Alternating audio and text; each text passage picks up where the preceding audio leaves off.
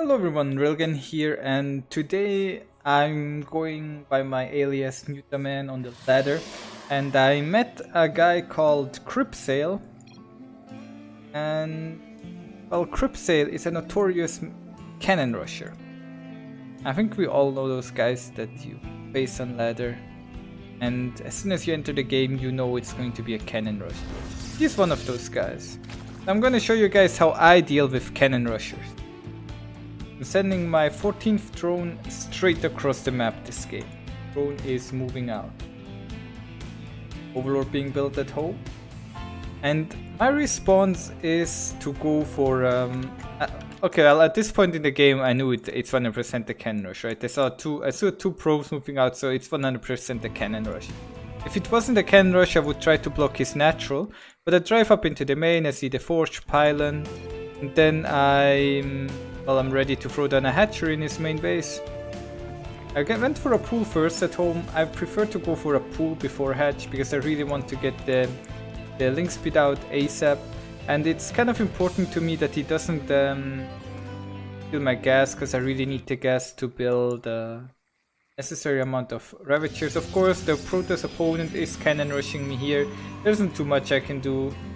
I mean, I could try to pull all workers, but he would just build a pylon here, a cannon here, and then a pylon here, and my drones couldn't really attack him at his cannons. The hatchery in his main base is going up right now. I have enough money to also throw down a hatchery in my natural. We're going to see kind of two different responses. I'm going to show you guys two different games. This game I'm going for an expansion at my natural. He's shutting down the Proxy hatch quite nicely. This is the response that I think makes the most amount of sense. You build a pylon, cannon.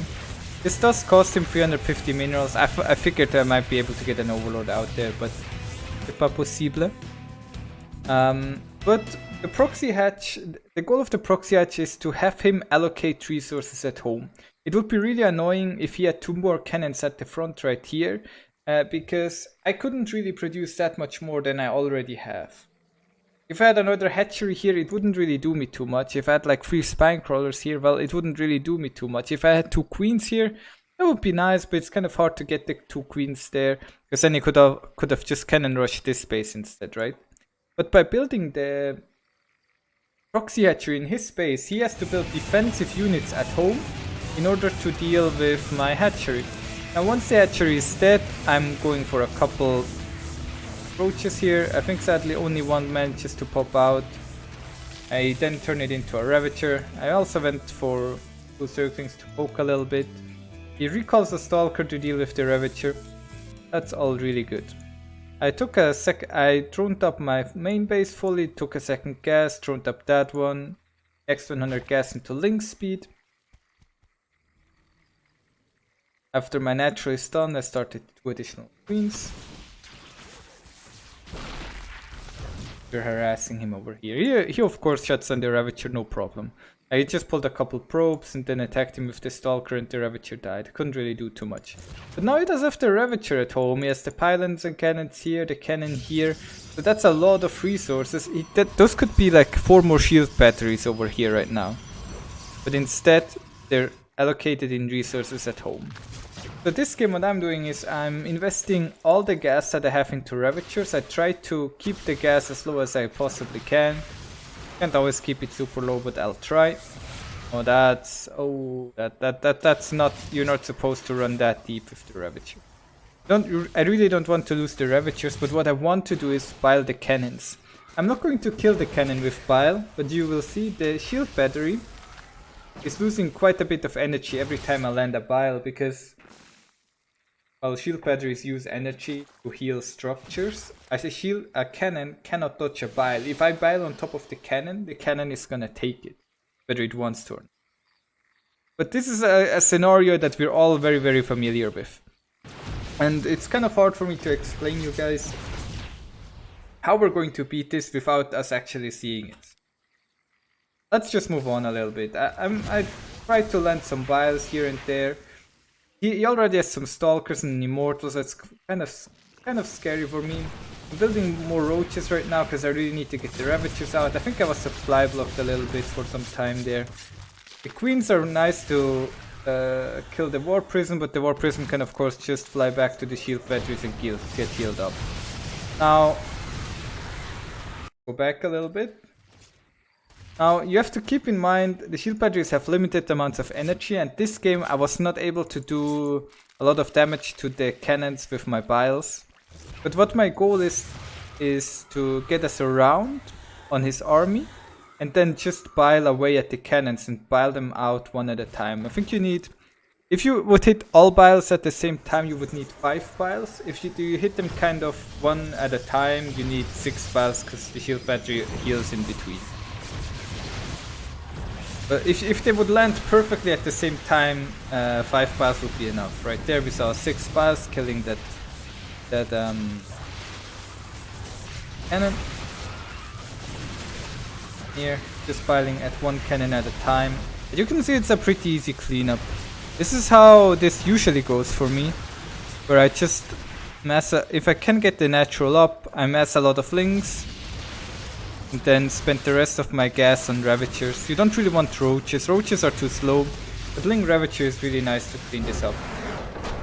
So I'm just gonna go and look a little bit at the economic side again. Generally, I'm building lings in my main base, sometimes in my natural, but mostly in my main base I'm building lings. Trying to hide the lings away from him so he doesn't know how many lings I'm building. He doesn't know if I'm going for a lair, if I'm just massing lings, right? I'm trying to keep some information away from him. And that over here I'm just building one Ravager at a time. Building Ravager, Ravager, Ravager. Then in the end, once I have enough Ravagers, which is usually around 6, because that's the amount I need to bile one cannon at a time, I try to go in for a fight. You can also try to bile his army, that's of course also nice, but primarily I just try to bile one cannon at a time, surround them and clean him up. Now that was game 1, where I went for the cannon in his main. Everything went kind of fine. So let's have a look at another game that I played against King Kong. Against the King Kongs. Also a notorious map hack. Notorious cannon rusher. So we're going to see kind of the same-ish thing here. I'm sending a drone across, dodge this probe, send it into the main base. If you don't see a gateway down here at GM level, it's pretty much a can rush stuff. But I go for a Proxy hatch in his main. I went pool at home. I took double gas because I don't want him to steal my gas. Then he's doing a pretty good job. He is able to kill the worker, no problem. But all I'm really but that also cost him a lot of money, right? He was mining a lot. He was mining 400 minerals less per minute there.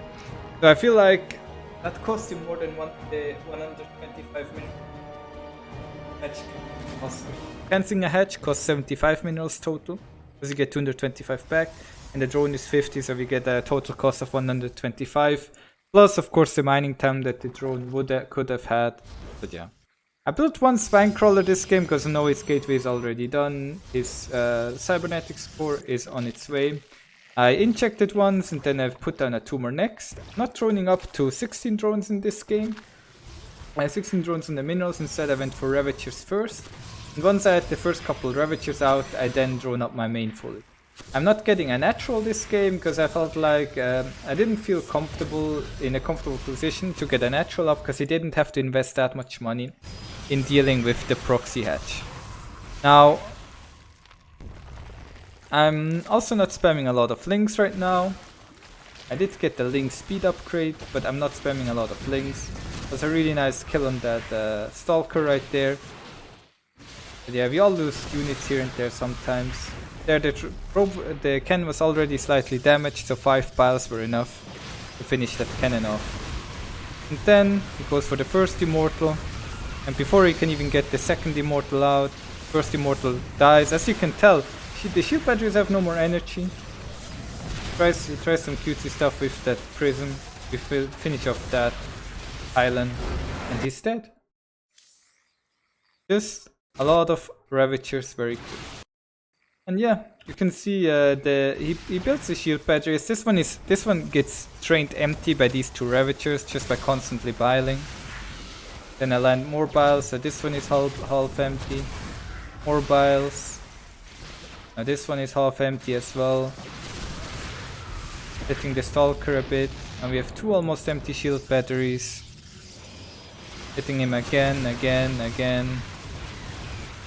then all his shield batteries are empty. He can no longer keep his units up. And he eventually dies. That's how easy it was to beat this rush. And now I know what you're going to say, Railgan, but you cannot know, well, that your opponent is going for a can rush. Well, I actually proxy hatch. Either I go for a 13-12 or proxy hatch in 90% of my ZvP, so this is just kind of my playstyle. I wrote guides on how to proxy hatch against Protoss. If you really want to, if you really care, you can go and check those out. But this is like two interesting examples on how to beat can rush. So I hope you guys enjoyed the videos. Thanks for watching.